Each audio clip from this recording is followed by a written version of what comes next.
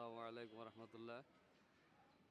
আমরা এসেছি কল্যাণ ট্রাস্ট কর্তৃক বাস্তবায়নাধীন প্রকল্প 201 গম্বুজ মসজিদ কমপ্লেক্সের ভিতরে আমরা প্রবেশ করছি।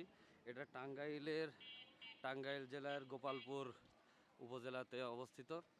আমরা এই মুহূর্তে মসজিদ প্রাঙ্গণে প্রবেশ করেছি। আপনারা দেখতে পাচ্ছেন যে মসজিদটি একদম সোনালী কালারের।